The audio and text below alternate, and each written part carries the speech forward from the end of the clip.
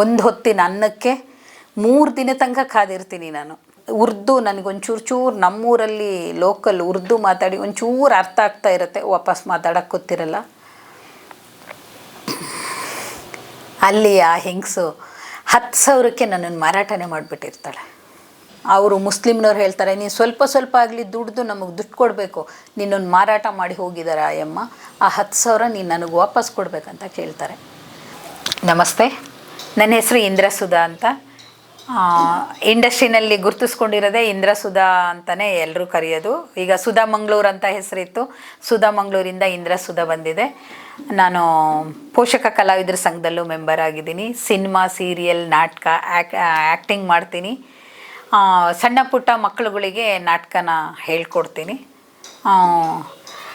ಹೀಗೆ ಸಿನಿಮಾ ಜಗತ್ತಿಗೆ ಬಂದಿದ್ದೀನಿ. ನಾನು ಸಿನಿಮಾ, ಸೀರಿಯಲ್, ನಾಟಕ ಎಲ್ಲ ಆ್ಯಕ್ಟಿಂಗ್ ಮಾಡ್ಕೊಂಡು ಜೀವನ ಮಾಡ್ತಾಯಿದ್ದೀವಿ. ಅದರ ಜೊತೆಗೆ ಒಬ್ಬ ಹಳ್ಳಿಯಿಂದ ಬಂದಿರೋಳು. ಅಲ್ಲಿಂದ ನಮ್ಮ ಜೀವನ ಶುರು ಮಾಡ್ತಾರೆ ತಾಯಿ ತಂದೆಯವರು. ಎಲ್ಲಿಗೋ ಒಂದು ಕೊಟ್ಬಿಡ್ಬೇಕು, ಅವ್ರನ್ನ ಮದುವೆ ಮಾಡಿಬಿಡ್ಬೇಕು ಅಂತ. ಇನ್ನು 17 ವರ್ಷಕ್ಕೆ ನಮ್ಮನ್ನು ಮದುವೆ ಮಾಡಿದ್ರು. ಗೊತ್ತಲ್ಲ, ಮದುವೆ ಆದಮೇಲೆ ಇನ್ನೇನು ಗಂಡನ ಮನೆಗೆ ಹೋದರೆ ಅವ್ರು ಹೇಳ್ದಂಗೆ ಕೇಳಬೇಕು, ಅವ್ರು ಹೇಳ್ದಂಗೆ ಇರಬೇಕು. ಮದುವೆ ಆಗಿ ಬಂದುಬಿಟ್ಲು, ಕೆಲಸ ಮಾಡೋಕ್ಕೆ ಬರೋಲ್ಲ ಇವಳಿಗೆ ಅಂತ ಓರ್ಗಿತ್ತರೆಲ್ಲ ಬೈಯೋದು.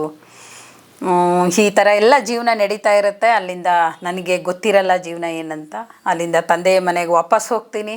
ಅಲ್ಲಿಂದ ತಾಯಿ ತಂದೆ ಹೇಳ್ತಾರೆ, ಬೇಡ ನೀನು ಗಂಡನ ಬಿಟ್ಟು ಬಂದರೆ ಗಂಡ ಬಿಟ್ಟೋಳು ಅಂತಾರೆ, ತವ್ರ ಮನೆಗೆ ಕೆಟ್ಟ ಹೆಸರು ಬರುತ್ತೆ, ಗಂಡ ಮನೆಗೆ ಹೋಗು ಅಂತ.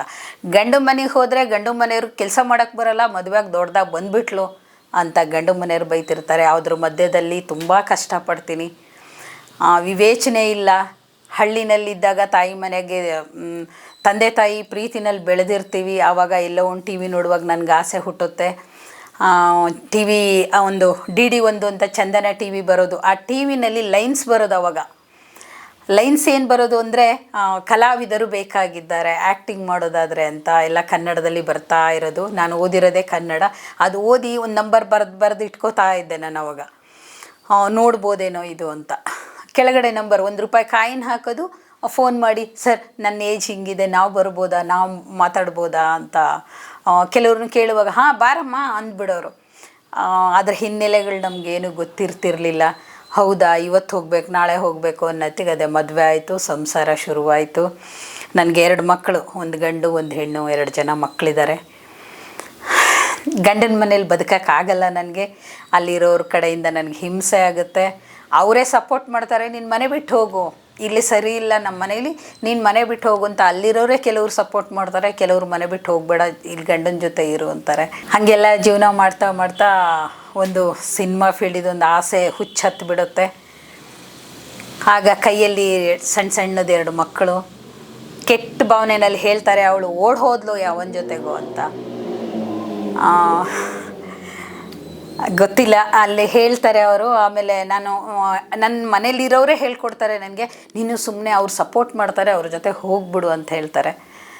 ಆಮೇಲೆ ಹೌದೇನೋ, ಇಲ್ಲಿಂದ ಹೋದರೆ ನಾನು ಚೆನ್ನಾಗಿರ್ಬೋದು, ಅವ್ರು ಹೊಡಿತಾರೆ ಬೈತಾರೆ ಅಂತ ಅಂದ್ಕೊಂಡು ಅವ್ರ ಮಾತನ್ನೂ ಕೇಳ್ತೀನಿ ನಾನು, ಇಲ್ಲಿ ಹೋಗಬೇಡ ಅನ್ನೋರ ಮಾತು ಕೇಳ್ತೀನಿ. ನನಗನ್ಸುತ್ತೆ ಆವಾಗ ನಾನಿನ್ನು ಮೈಂಡ್ ಮೆಚ್ಯೂರ್ ಆಗಿರಲಿಲ್ಲ. ಅವ್ರು ಹೇಳೋದೇ ಸರಿ ಅಂತ ನಾನು ಅನ್ಕೋತೀನಿ. ಅವ್ರು ಹೇಳಿದ್ರು ಅಂತ ಹೇಳಿಬಿಟ್ಟು ನಾನು ಮನೆ ಬಿಟ್ಟು ಹೊರಗೆ ಬರ್ತೀನಿ. ನನಗೆ ಪರಿಚಯ ಇರೋರು ಯಾರೋ ಒಬ್ಬರು ಸಿಗ್ತಾರೆ. ಸಿಕ್ಕಾಗ ಅವ್ರು ಹೇಳ್ತಾರೆ, ಯಾಕಮ್ಮ ಇಲ್ಲಿದೆಯಾ, ಬಾ ನಾನು ಅಲ್ಲಿ ಕರ್ಕೊಂಡೋಗ್ಬಿಡ್ತೀನಿ ನಿನ್ನ ಅಂತ. ಇನ್ನೊಬ್ರು ಯಾರೋ ಸಿಗ್ತಾರೆ. ಅವ್ರ ದೃಷ್ಟಿನಲ್ಲಿ ಮನಸ್ಸಲ್ಲಿ ಬೇರೆ ಇರುತ್ತೆ, ಅದನ್ನೂ ಅರ್ಥ ಮಾಡ್ಕೊಳ್ಳೋಕೆ ಶಕ್ತಿ ಇಲ್ಲದೆ ಇರೋ ಅಂಥವಳು ನಾನು. ಒಂದು 5 ವರ್ಷ ಮಗ, ಒಂದು 3 ವರ್ಷ ಮಗಳು, ಆ ಥರ 2 ಮಕ್ಕಳು ಕರ್ಕೊಂಡು ಒಂದು ಸಿಟಿ ಶಿವಮೊಗ್ಗಕ್ಕೆ ಅಂತ ಬರ್ತೀನಿ. ತಾಯಿ ಮನೆಗೆ ಹೋದರೆ ಹೊಡಿತಾರೆ, ಅವರು ಗಂಡನ ಮನೆಗೆ ಹೋಗು ಅಂತಾರೆ. ಗಂಡನ ಮನೆಗಿರೋಕ್ಕೆ ಓರ್ಗಿತ್ತಿರ ಕಾಟ ಕೊಡ್ತಾರೆ. ಸುತ್ತಮುತ್ತ ಅತ್ತೆ ತೊಂದರೆ ಆಗುತ್ತೆ. ಅದು ಯಾವುದು ಬೇಡ, ಹೋಗ್ಬಿಡೋಣ ಇವರೇ ಹೇಳ್ತಾರೆ ಅಂತ ಸಿಟಿಗೆ ಬಂದರೆ ಅವನು ಯಾರೋ ಒಬ್ಬ ಸಿಕ್ಬಿಟ್ಟು, ಇಲ್ಲಿ ಬೇಡ ಮೇಡಮ್, ಅಲ್ಲಿ ಹೋಗೋಣ ಬನ್ನಿ, ನಾನು ಅಲ್ಲಿ ತೋರಿಸ್ತೀನಿ, ಇಲ್ಲಿ ತೋರಿಸ್ತೀನಿ ಅಂತ ಹೇಳ್ತಾರೆ. ಆಮೇಲೆ ಹೌದು ಬಿಡು, ಇವ್ರು ಕರ್ಕೊಂಡು ಹೋಗ್ದು ಒಳ್ಳೆ ಜಾಗ ಕೊಡ್ಬೋದು ಅಂತ ನಾನು ಹೋಗ್ತೀನಿ. ಅಲ್ಲಿ ಒಂದು ಹಾಸ್ಪಿಟಲ್ಗೆ ಹೋಗ್ತೀನಿ. ಹಾಸ್ಪಿಟ್ಲಲ್ಲಿ ಕ್ಲೀನಿಂಗ್ ಕೆಲಸ ಮಾಡ್ತೀಯಮ್ಮ, ಬಾತ್ರೂಮ್ ತೊಳೆಯೋದಿದೆ ಅಂತಾರೆ. ಸರ್ ನನಗೆ 2 ಮಕ್ಕಳಿದೆ, ಇರೋಕ್ಕೆ ಜಾಗ ಬೇಕು ಫಸ್ಟು ಅಂತ ಹೇಳ್ತೀನಿ. ಆಯ್ತಮ್ಮ, ನಮ್ಮ ಹಾಸ್ಪಿಟ್ಲದ್ದೇ ಒಂದು ಜಾಗ ಇದೆ, ನೀನು ಇಲ್ಲಿ ಹಿಂದ್ಗಡೆ ಇರ್ಬೋದು, ಮುಂದೆ ಇಲ್ಲಿ ಈ ಕಡೆ ಕೆಲಸ ಮಾಡಬೇಕಂತ ಹೇಳ್ತಾರೆ. ಮಗನ್ನ ಊರಲ್ಲಿ ಬಿಟ್ಬಿಡ್ತೀನಿ ಹೆದರ್ಕೊಂಡು. ಮಗಳನ್ನ ಚಿಕ್ಕವಳನ್ನ ಮಗಳ ಜೊತೆ ಕರ್ಕೊಂಡು ಬರ್ತೀನಿ. ಎಲ್ಲೇ ಹೋದರೂ ಮಗಳ ಜೊತೆಗಿರ್ತಾಳೆ. ಆ ಮಗುಗೋಸ್ಕರ ನಾನು ದುಡಿಬೇಕು ಅಂತ, ಮತ್ತು ನನ್ನ ಬಣ್ಣದ ಲೋಕ ಆಸೆ ಬೇರೆ ಇತ್ತು ಒಂದು ಕಡೆ, ಅದನ್ನು ಸಾಧಿಸ್ಕೊಳಕ್ಕಾಗ್ತಿಲ್ಲ. ಇರೋಕ್ಕೆ ಜಾಗ ಬೇಕು, ತಿನ್ನೋದಕ್ಕೆ ಅನ್ನ ಬೇಕು. ಒಂದು ಹೊತ್ತಿನ ಅನ್ನಕ್ಕೆ 3 ದಿನ ತನಕ ಕಾದಿರ್ತೀನಿ ನಾನು. ಆ ಮಗುಗೆ ಊಟ ಕೊಡಬೇಕು, ಹಾಲು ಕುಡಿಸ್ಬೇಕು ಅಂದರೆ ಹಾಲಿಗೆ ದುಡ್ಡಿರಲ್ಲ ನನ್ನ ಹತ್ರ. ಹೀಗೆಲ್ಲ ಸುಮಾರು 5-6 ವರ್ಷ ನಾನು ತುಂಬ ಒದ್ದಾಡ್ತೀನಿ. ಶಿವಮೊಗ್ಗ ಸುತ್ತಮುತ್ತ ಎಲ್ಲ ತಿರುಗಾಡ್ತೀನಿ. ಮತ್ತೆ ಮನೆಯವರು ಬರ್ತಾರೆ, ಮನೆ ಬಿಟ್ಟು ಓಡ್ ಹೋದವಳು ಅಂತ ಮಾತಿಗೊಂದು ಸಲ ಹೇಳ್ತಿರ್ತಾರೆ. ಕರ್ಕೊಂಡು ಹೋಗಕ್ಕೆ ಬರ್ತಾರೆ, ಆಗ ಹೇಳ್ತೀನಿ ನಾನು ಒಂದು ಸಲ ಬಿಟ್ಟು ಬಂದಿದ್ದೀನಿ, ತಾಯಿ ಮನೆಗೆ ಹೋದರೆ ಬೇಡ ಅಂತಾರೆ, ಗಂಡನ ಮನೆಗೆ ತೊಂದರೆ ಕೊಡ್ತಾರೆ, ನಾನು ಎರಡೂ ಕಡೆ ಬರಲ್ಲ ಅಂತೀನಿ. ಅದ್ರ ಮಧ್ಯದಲ್ಲಿ ಒಬ್ಬರು ಮುಸ್ಲಿಂ ಹೆಂಗಸು ಸಿಗ್ತಾರೆ. ಅವ್ರು ಹೇಳ್ತಾರೆ, ಇಂದ್ರ ನೀನು ಇಲ್ಲಿದ್ದರೆ ನಿನ್ನ ಜೀವನ ಆಗಲ್ಲ, ನಾನು ಒಳ್ಳೆ ಜಾಗ ತೋರಿಸ್ತೀನಿ, ನಿನಗೆ ಬಾ ಹೋಗ್ಬಿಡೋಣ ಅಂತಾರೆ. ಹೆಂಗಸಲ್ಲ, ಗಂಡಸ್ರ ಹತ್ರ ಮೋಸ ಹೋಗೋದು ಬೇಡ, ಹೆಂಗಸು ಕರಿತಿದ್ದಾಳೆ ಅಂದ್ಕೊಂಡು ಆ ಹೆಂಗಸಿಂದೆ ಹೋಗ್ತೀನಿ ನಾನು. ಹೆಂಗಸು, ಸುಧಾ ನೀನು ಇಲ್ಲಿದ್ದರೆ ಕಾಟ ಕೊಡ್ತಾರೆ ಅಂತೀಯಾ, ನಿನಗೆ ತೊಂದರೆ ಕೊಡ್ತಾರೆ, ಅವ್ರು ಕರಿಯಕ್ಕೆ ಬರ್ತಾರೆ ಅಂತೀಯಾ, ಬೇಡ ಬಾ ನಾನು ದೂರ ಕರ್ಕೊಂಡು ಹೋಗ್ತೀನಿ ಅಂತಾಳೆ. ಆವಾಗ ಎಲ್ಲಿಗೆ ಅಂತ ಕೇಳಿದ್ರೆ ಮಂಗಳೂರು ಅಂದರೆ ನಮಗೇನೋ 1000 ಕಿಲೋಮೀಟ್ರ್ ಇದೆ. ಅದೆಷ್ಟೋ ಹೊರದೇಶ ಇರಬೇಕು. ಈಗ ಹೊರದೇಶ ಅನ್ನೋದು ನಮ್ಗೆ ಆವಾಗ ಶಿವಮೊಗ್ಗ ಹೊರದೇಶ ಆಗಿರುತ್ತೆ ಹಳ್ಳಿಯವ್ರಿಗೆ. ಹಳ್ಳಿಗೆ ಶಿವಮೊಗ್ಗಕ್ಕೆ ಬಂದಮೇಲೆ ಶಿವಮೊಗ್ಗ, ಬೆಂಗಳೂರು, ಮಂಗಳೂರು ಅಂದರೆ ಎಷ್ಟೋ ದೂರ ಅಂತ ಆವಾಗ ಅಂದ್ಕೊಂಡಿರ್ತೀನಿ ನಾನು. ಆಯಿತು ಮೇಡಮ್, ಕರ್ಕೊಂಡೋಗಿ ನನಗೊಂದು ಹೆಲ್ಪ್ ಮಾಡಿ, ನನ್ನ ಮಗುಗೆ ಊಟ ಕೊಡಬೇಕು 3 ಹೊತ್ತು ಅಂತ ಕಣ್ಣೀರು ಹಾಕ್ತೀನಿ. ಹಾಯಮ್ಮ, ಆಯ್ತಮ್ಮ, ನಾನು ಕರ್ಕೊಂಡು ಹೋಗ್ತೀನಿ. ಮುಸ್ಲಿಮ್ರು ಎಷ್ಟು ಕೆಟ್ಟವರು ಅಥವಾ ಮುಸ್ಲಿಮ್ರು ಹೇಗೆ ಅನ್ನೋದು ಆವಾಗಲೂ ಗಲಾಟೆಗಳು ನಡೀತಿತ್ತು ಈಗಿನ ಥರನೇ. ಆದರೂ ನಾನು ಹೆಂಗಸಲ್ವ, ಅವರು ಒಳ್ಳೇದು ಮಾಡ್ಬೋದು ಅಂತ ಅವ್ರನ್ನ ನಂಬ್ಕೊಂಡು ನಾನು ಹೋಗ್ತೀನಿ. ಇಲ್ಲಿಂದ ಮಂಗಳೂರು ಆಗುಂಬೆ ಘಾಟ್ ಸೆಕ್ಷನಲ್ಲೆಲ್ಲ ನಮ್ಮನ್ನು ಕರ್ಕೊಂಡು ಹೋಗ್ತಾರೆ. ಏನೋ ಹೊರದೇಶಕ್ಕೆ ಹೋಗೋಳ ಥರ ಖುಷಿ ಪಡ್ತೀನಿ. ಅಲ್ಲಿ ಹೋದರೆ ಮಂಗಳೂರು ಹತ್ರ ಮುಲ್ಕಿ ಅಂತ ಕರ್ಕೊಂಡು ಹೋಗ್ತಾರೆ. ಮುಲ್ಕಿ ಬಸ್ ಸ್ಟ್ಯಾಂಡ್ ಹತ್ರ ಒಂದು ಅವ್ರದ್ದೇ ಮುಸ್ಲಿಮ್ನವ್ರದ್ದೊಂದು ಮನೆ, ಅಲ್ಲಿ ಕರ್ಕೊಂಡು ಹೋಗ್ತಾರೆ ನನ್ನ. ಅವ್ರ ಹಿಂದಿನಲ್ಲಿ ಮಾತಾಡ್ಕೋತಾರೆ. ನನಗೆ ಕನ್ನಡ ಬಿಟ್ಟರೆ ಬೇರೆ ಭಾಷೆ ಗೊತ್ತಿಲ್ಲ. ಅವ್ರವ್ರು ಮಾತಾಡ್ಕೊಂಡು ಆ ಹೆಂಗಸು ಅವ್ರ ಹತ್ರ ಹೇಳ್ತಾಳೆ, ನನಗೆ 10,000 ಕೊಟ್ಬಿಡಿ, ಈ ಹೆಂಗಸು ಮಗುನ ನೀವೇ ಇಟ್ಕೊಂಬಿಡಿ, ಇವ್ರಿಗೆ ಯಾರೂ ಗತಿ ಇಲ್ಲ, ಅನಾಥೆ ಇವಳು ಅಂತ ಹೇಳಿಬಿಟ್ಟು ಮಂಗಳೂರಲ್ಲಿ ನನ್ನನ್ನು ಮುಲ್ಕಿನಲ್ಲಿ ಬಿಡ್ತಾಳೆ. ಮುಲ್ಕಿಯವರು ಅವ್ರು ಹೇಳ್ತಾರೆ, ಕನ್ನಡ ಸ್ವಲ್ಪ ಮಾತಾಡ್ತಿರ್ತಾರೆ ಅವರು. ಉರ್ದು ನನಗೊಂಚೂರು ನಮ್ಮೂರಲ್ಲಿ ಲೋಕಲ್ ಉರ್ದು ಮಾತಾಡಿ ಒಂಚೂರು ಅರ್ಥ ಆಗ್ತಾ ಇರುತ್ತೆ, ವಾಪಸ್ ಮಾತಾಡೋಕ್ಕೆ ಗೊತ್ತಿರಲ್ಲ. ಅಲ್ಲಿ ಆ ಹೆಂಗಸು 10,000ಕ್ಕೆ ನನ್ನನ್ನು ಮಾರಾಟನೇ ಮಾಡಿಬಿಟ್ಟಿರ್ತಾಳೆ. ನನಗೆ ಗೊತ್ತಿರಲ್ಲ. ಆಯಿತು ಅಂತ ಅವರು ಒಳ್ಳೆ ಊಟ ಕೊಟ್ಬಿಡ್ತಾರೆ ನನಗೆ, ನನ್ನ ಮಗುಗೆ. ಖುಷಿ ಆಗ್ಬಿಡ್ತೀನಿ ನಾನು. ಎಷ್ಟೋ ದಿನ ಊಟ ತಿಂದಿರಲ್ಲ ನಾವು. ಅಲ್ಲಿ ಹೋದ ತಕ್ಷಣ ಅವ್ರು ಊಟ ಕೊಟ್ಟಿದ್ದೆ ಖುಷಿ ಆಗಿಬಿಟ್ಟು ಅವ್ರು ಹೇಳಿದ ಕೆಲಸ ಗುಡಿಸೋದು, ಒರೆಸೋದು, ಅವ್ರ ಮನೆ ಪಾತ್ರೆ ತೊಳೆಯೋದು ಎಲ್ಲ ಮಾಡ್ತೀನಿ. ಒಂದು ವಾರ ಅವ್ರ ಮನೇಲಿ ಇಟ್ಕೋತಾರೆ. ಅವ್ರ ಮನೆಯಿಂದ ಮುಲ್ಕಿಯಿಂದ ಮಂಗಳೂರಿಗೆ ಕರ್ಕೊಂಡು ಹೋಗ್ತಾರೆ ಅವರು. ಮಂಗಳೂರಿಗೆ ಕರ್ಕೊಂಡೋಗಿ ಸುತ್ತಮುತ್ತ ಮನೆಗಳಿಲ್ಲ, ಕಾಡು ಥರ ಇದೆ, ಒಂದೇ ಮನೆ ಇದೆ. ಅಲ್ಲಿ ಕರ್ಕೊಂಡೋಗಿ, ಅದು ಮುಸ್ಲಿಮ್ನವ್ರದ್ದೇ, ಅವ್ರದ್ದೇ ಸಂಬಂಧಿಕರು ಯಾರೋ. ಸುಮಾರು 1 ತಿಂಗಳಾಗುತ್ತೆ. ನಮ್ಮ ಮನೆ ಬಾಗಿಲಿಂದ ಆಚೆ ಹೋಗಿ ಹಗಲು ಯಾವುದು ರಾತ್ರಿ ಯಾವುದು ಅಂತ ನಮಗೆ ಗೊತ್ತಿರಲ್ಲ. ತಾಯಿ ಮಗು. ನಾವು ಜಾತಿನಲ್ಲಿ ಬಂದು ಲಿಂಗಾಯತರು. ಮೀನು, ಮಾಂಸ, ಮಟನ್ ಅಂದರೆ ಏನಂತಲೇ ಗೊತ್ತಿರಲ್ಲ, ನಾವು ನೋಡಿರಲ್ಲ. ಮೀನು ಹಿಡಿಯೋಕೆ ಹೋದರೆ ಜೀವ ಇರೋ ಮೀನುಗಳು ಮಾತ್ರ ನೋಡಿರ್ತೀನಿ ನಾನು. ಅದು ತಿನ್ನೋದೆಲ್ಲ ನಮಗೆ ಗೊತ್ತಿರಲ್ಲ. ಅವರು ಮೀನು ಮಾಂಸ ತಿಂದಿರೋದನ್ನೆಲ್ಲ ನಾನು ತೊಳಿತಾ ಇರ್ತೀನಿ. ಅದೆಲ್ಲ ನನಗೆ, ನನ್ನ ಮಗುಗೆ ಮೈ ತುಂಬ ಎಲ್ಲ ಗಜ್ಜಿ ಥರ ಆಗಿ ಅಲರ್ಜಿ ಆಗಿಬಿಡುತ್ತೆ. ಬದುಕೋಕ್ಕೂ ಅಲ್ಲ, ಸಾಯೋಕ್ಕೂ ಅಲ್ಲ. ಅಲ್ಲಿ ಇನ್ನೊಂದು ಥರ ಹಿಂಸೆ ಆಗಿಬಿಡುತ್ತೆ ನಮಗೆ ಆರೋಗ್ಯಕ್ಕೆ. ಅವ್ರದ್ದೇ ಆಗಿರೋ ಮಸೀದಿ ಕರ್ಕೊಂಡು ಹೋಗ್ತಾರೆ, ಮಂತ್ರ ಹಾಕಿಸ್ತಾರೆ, ದೇವಸ್ಥಾನಕ್ಕೆ ಕಳಿಸ್ತಾರೆ, ಗಂಧ ಹಚ್ಚಿಸ್ತಾರೆ, ತಾಯ್ತ ಕಟ್ತಾರೆ. ಏನು ಮಾಡಿದ್ರು ನಮಗೆ ವಾಸಿ ಆಗಲ್ಲ. ಅವ್ರ ಮನೆ ಹತ್ತಿರ ಇರೋ ಒಂದು ಚರ್ಚಿಗೆ ಕರ್ಕೊಂಡು ಹೋಗ್ತಾರೆ. ಕರ್ಕೊಂಡೋಗಿ ಅಲ್ಲಿ ಹೇಳ್ತಾರೆ, ಇವ್ರಿಗೆ ಹುಷಾರಿಲ್ಲ, ನಾವು ನೋಡ್ಕೊಳಕ್ಕಾಗಲ್ಲ, ನಾನು 10,000 ದುಡ್ಡು ಕೊಟ್ಬಿಟ್ಟಿದ್ದೀವಿ ಇವರಿಗೆ, ನಮಗೇನಾದರೂ ಇವಮ್ಮ ಕೊಡ್ತಾಳೆ ದುಡ್ಡು ವಾಪಸ್ಸು ಅಂದರೆ ಇವಳನ್ನು ಬಿಟ್ಬಿಡ್ತೀವಿ ನಾವು, ಇವಮ್ಮ ನಮಗೆ ಬೇಡ ಅಂದ್ಬಿಡ್ತಾರೆ. ಶಿವಮೊಗ್ಗದಲ್ಲಿ ಆಗಿದ್ದ ಪರಿಸ್ಥಿತಿ ನನಗೆ ಮಂಗಳೂರಲ್ಲೂ ಶುರುವಾಗುತ್ತೆ. ಮಂಗಳೂರಲ್ಲಿ ಅವ್ರು ಹೇಳಿದ ತಕ್ಷಣ, ನಾನು ಕ್ರಿಶ್ಚಿಯನ್ನು ಮದರ್ ಫಾದರ್ ಅಂತ ಅಲ್ಲಿರ್ತಾರೆ. ನನಗೆ ಅದೂ ಗೊತ್ತಿಲ್ಲ, ಮದರ್ ಫಾದರ್ ಅಂದರೆ ಏನು ಅಂತಲೇ ಗೊತ್ತಿಲ್ಲ.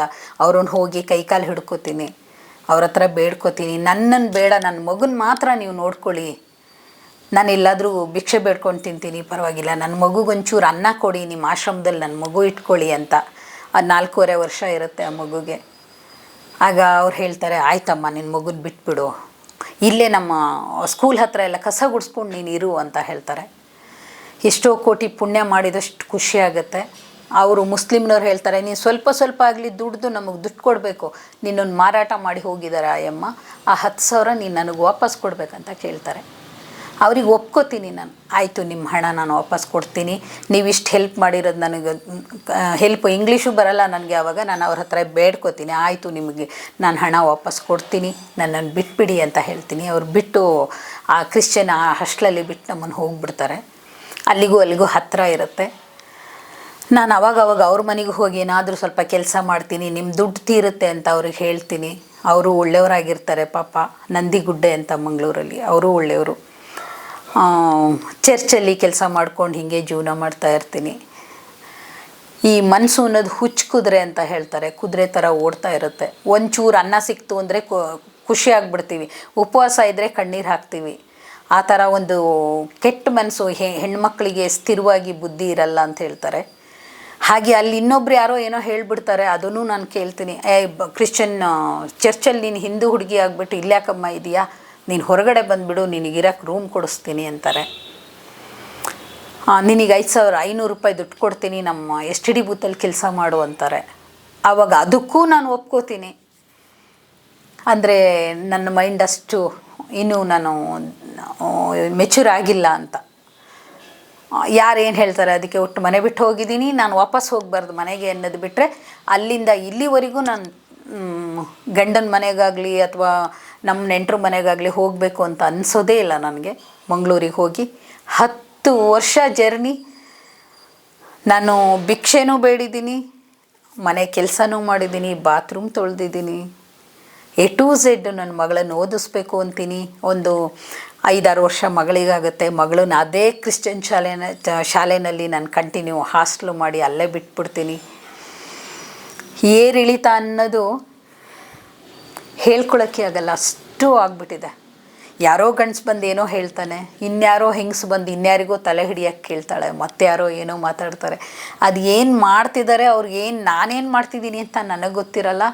ಒಟ್ಟು ನನ್ನ ಮಗುಗೆ ಊಟ ಮಾಡಿಸ್ಬೇಕು, ನಾನು ದಿನಕ್ಕೆ 1 ಹೊತ್ತಾದರೂ ನಾನು ಊಟ ಮಾಡಬೇಕು, ನಮ್ಮ ಜೀವನ ಅಲ್ಲಿ ನಡಿಬೇಕು ಅಂತ ನಾನು ಅನ್ಕೋತಾ ಇರ್ತೀನಿ. ಆವಾಗ ಅಲ್ಲಿ ತವ್ರ ಮನೆಯವ್ರು ಫೋನ್ ಮಾಡಿದ್ರೆ, ನೀ ಯಾರೋ ಗೊತ್ತಿಲ್ಲ ನಮಗೆ ಫೋನ್ ಮಾಡಬೇಡ ಅಂತಾರೆ. ಗಂಡನ ಮನೆಯವರಂತೂ ಹತ್ರನೇ ಬಂದಿರಲ್ಲ.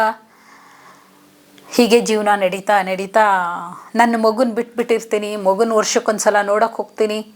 ನನ್ನ ಸ್ವಂತದವರೇ ನನ್ನ ಮಗನ ದೂರ ಮಾಡೋಕ್ಕೆ, ನಿಮ್ಮಮ್ಮ ಓಡ್ ಹೋದವಳು, ನಿಮ್ಮಮ್ಮ ಬಿಟ್ಟು ಹೋದವಳು ಅಂತ ಮಗನ ಎದುರು ಕಟ್ತಾರೆ ನನಗೆ. ಅವನು ನೆಟ್ಟು ಓದ್ತಿರಲ್ಲ, ಮಗನ್ನ ನೋಡೋಕ್ಕಾಗ್ತಿರಲ್ಲ, ಹಾಸ್ಟೆಲಲ್ಲಿ ಹಾಕ್ಬಿಟ್ಟಿರ್ತಾರೆ ಸ್ವಂತದವರೇ. ಆವಾಗ ಮಗನ ಇಲ್ಲ ನನಗೆ ಬೇಕು ಅಂತ ಹೇಳ್ಬಿಟ್ಟು ಹಠ ಮಾಡಿ ಮಗನೂ ನನ್ನ ಜೊತೆ ಮಂಗಳೂರು ಕರ್ಕೊಂಡು ಹೋಗ್ತೀನಿ. ಒಂದು ಕಡೆ ಮಗಳು, ಒಂದು ಕಡೆ ಮಗ. ಎಲ್ಲೋ ಒಂದು ಬಾಡಿಗೆ ಮನೆ ಮಾಡ್ತೀನಿ. 300 ರೂಪಾಯಿ ಬಾಡಿಗೆ ಇರುತ್ತೆ, 500 ರೂಪಾಯಿ ನನ್ನ ಪೇಮೆಂಟ್ ಇರುತ್ತೆ ತಿಂಗಳಿಗೆ. STD ಬೂತಲ್ಲಿ ಅದು ಇಂಗ್ಲೀಷ್ ಬರಲ್ಲ, ಬೇರೆ ಭಾಷೆ ಗೊತ್ತಿಲ್ಲ, ಕನ್ನಡದಲ್ಲಿ STD ಬೂತಲ್ಲಿ ಮಾತಾಡ್ಕೊಂಡು ಬೈಸ್ಕೊಂಡೆಲ್ಲ ಅಲ್ಲಿ ಮಾಡ್ತಿರ್ತೀನಿ. ಅದರಲ್ಲಿ 200 ರೂಪಾಯಿನಲ್ಲಿ ನಾವು ಹೊಟ್ಟೆ ತುಂಬಿಸ್ಕೋಬೇಕು 3 ಜನ. ಹೀಗೆ ಮಾಡ್ಕೊಂಡು ಮಕ್ಕಳನ್ನ ಓದಿಸ್ಬೇಕು. ಗೌರ್ಮೆಂಟ್ ಶಾಲೆಯಲ್ಲಿ ಓದಿಸ್ತೀನಿ. ಮಗನ್ನ ಸುಮಾರು SLC ತನಕ, ಮಗನ್ನ 9th ತನಕ ಮಗ ಓದಿದ್ದಾನೆ. ಮಗಳು SLC, ಈಗ ಸ್ಕೂಲ್ ಟೀಚರ್ ಆಗಿದ್ದಾಳೆ. ಈ ಥರ ಎಲ್ಲ ಓದಿಸ್ಬೇಕು ಅವ್ರನ್ನ. ಅಂದರೆ ನಾನು ಅಷ್ಟು ಅಲ್ಲಿ ಕಷ್ಟಪಡ್ತಾ ಇರ್ತೀನಿ. ಪಾರ್ಟ್ ಟೈಮ್ ಜಾಬು, ಯಾವಾಗ ಎಲ್ಲಿ ಹೋದರೂ ಮನೆ ಕೆಲಸ ಮಾಡಬೇಕು. ಸಂಜೆ ಆದರೆ ಹೋಗಿ ಮನೆ ಕೆಲಸ ಮಾಡಿ ಬರಬೇಕು. ಅವ್ರ ಮನೇಲಿ ಕೊಟ್ಟಿರೋ ಊಟ ತೊಗೊಂಡು ಮಕ್ಳಿಗೆ ತಿನ್ನಿಸ್ಬೇಕು. ನಾನು ಎಷ್ಟೇ ಸಫರ್ ಮಾಡ್ತಾಯಿದ್ರು ಮಧ್ಯದಲ್ಲಿ ಯಾರೋ ಒಬ್ಬರು ಏನೋ ಬರ್ತಾರೆ, ಏನೋ ಹೇಳ್ತಾರೆ, ಇನ್ನೇನೋ ಕೇಳ್ತಾರೆ. ಹೆಣ್ಮಕ್ಳು ಒಂಟಿಯಾಗಿ ಇರೋಕ್ಕಾಗಲ್ಲ, ಒಂದು ಜೀವನ ಮಾಡೋಕ್ಕಾಗಲ್ಲ. 300 ರೂಪಾಯಿ ಬಾಡಿಗೆ ಮನೆಗಿರ್ತೀನಿ. ಬಾತ್ರೂಮಿಗೆ ಹೋಗಬೇಕು ಅಂದರೆ ನಾವು ಮನೆ ಸುತ್ಕೊಂಡು ಹಿಂದೆಲ್ಲೋ ಹೋಗಿರಬೇಕು ಬಾತ್ರೂಮ್ಗಳಿಗೆ. ಅವ್ರ ಹತ್ರ ನೀರು ಬಿಂದಿಗೆನಲ್ಲಿ ತುಂಬ್ಕೊಂಡು ಬಂದು ನೀರು ತುಂಬ್ಕೋಬೇಕು. ಅಂಥದ್ದನ್ನೆಲ್ಲ ಅನುಭವಿಸಿ ಅಕ್ಕಪಕ್ಕ ಹುಲ್ಲು ಬೆಳೆದಿರುತ್ತೆ, ಅಲ್ಲೇನೋ ವಾಶ್ರೂಮಿಗೆ ಹೋಗಬೇಕು ಅಂತ ಹೋಗ್ತಾ ಇರ್ತೀನಿ. ಕಾವ್ಯಾಂಜಲಿ ಅಂತ ಒಂದು ಸೀರಿಯಲ್ ಬರ್ತಿತ್ತು. ಸೀರಿಯಲ್ ಹುಚ್ಚಂದರೆ ಅಷ್ಟು ಹುಚ್ಚಿತ್ತು ನನಗೆ. ಸೀರಿಯಲ್ ನಾನು ಒಂದಿನ ಅದ್ರಲ್ಲಿ ಆ್ಯಕ್ಟ್ ಮಾಡಬೇಕು ಅಂದರೆ ನಾನು ಅದು ಹೆಂಗೆ ಮಾಡ್ತಾರೆ ಅಂತ ನೋಡಬೇಕಲ್ಲ ಅನ್ನೋ ಒಂದು ಆಸೆ ನನಗೆ ಜಾಸ್ತಿ ಇತ್ತು. ಸೀರಿಯಲ್ ನೋಡ್ತೀವಿ, 10ವರೆಗೆ ಸೀರಿಯಲ್ ಬರ್ತಾ ಇರುತ್ತೆ. ಯಾರ್ದೋ ಓನರ್ ಮನೆಗೆ ಹೋಗಿ ಕೂತ್ಕೊಂಡು ಸೀರಿಯಲ್ ನೋಡ್ತೀನಿ. ಸೀರಿಯಲ್ ನೋಡಿ ನಮ್ಮನೆಗೆ ಹೋಗಬೇಕು. ನಮ್ಮನೆಗೆ ಹೋಗಿ ಮಲ್ಕೋಬೇಕು ಅಂದರೆ ಒಳಗಡೆ ಬಾತ್ರೂಮ್ಗಳಿರಲ್ಲ. ಅಲ್ಲಿ ವಾಶ್ರೂಮಿಗೆ ಹೋಗಿ ವಾಪಸ್ ಬರಬೇಕು ಅಂತ ವಾಪಸ್ ಬರ್ತಾ ಇರ್ತೀನಿ. ಮಳೆ ಬರ್ತಾ ಇರುತ್ತೆ, ಒಂದು ಹಾವು ಮಲಗಿರುತ್ತೆ. ಗೊತ್ತಿಲ್ಲದೆ ಹಾವು ಮೇಲೆ ಕಾಲಿಟ್ಬಿಡ್ತೀನಿ, ಹಾವು ಕಚ್ಚಿಬಿಡುತ್ತೆ. ಹಾವು ಕಚ್ಚಿದ್ರೆ ಯಾರೂ ಗೊತ್ತಿರೋರಿಲ್ಲ, ಸಂಬಂಧಿಕರಿಲ್ಲ. ಚಿಕ್ಕ ಮಗಳು ನಂದು, ಮಗಳು ಹಾಸ್ಟೆಲಲ್ಲಿರುತ್ತೆ. ಮಗ ಊರಲ್ಲಿರ್ತಾನೆ. ಒಬ್ಬಳೇ ಇರುವ ಅಕ್ಕಪಕ್ಕದವ್ರಿಗೆ ಕೂಗಾಡ್ತೀನಿ, ನನಗೆ ಹಾವು ಕಚ್ಚಿದೆ, ನಾನು ಸತ್ತೋಗ್ತೀನಿ ಅಂತಿದ್ದೀನಿ. ಅಕ್ಕಪಕ್ಕದವ್ರು ಬಂದು ನೋಡ್ತಾರೆ. ಆಗ ನಾನು ಒಂದು ಮಾತು ಹೇಳ್ತೀನಿ ಅವ್ರಿಗೆ, ನನ್ನ ಮಗಳು ಕಂಕನಾಡಿ ಹಾಸ್ಟೆಲಲ್ಲಿದ್ದಾಳೆ, ನನ್ನ ಮಗಳು ಕರ್ಕೊಂಡು ಬಂದು ಒಂದು ಸಲ ತೋರಿಸಿ, ನಾನು ಸತ್ತೋಗ್ಬಿಡ್ತೀನಿ.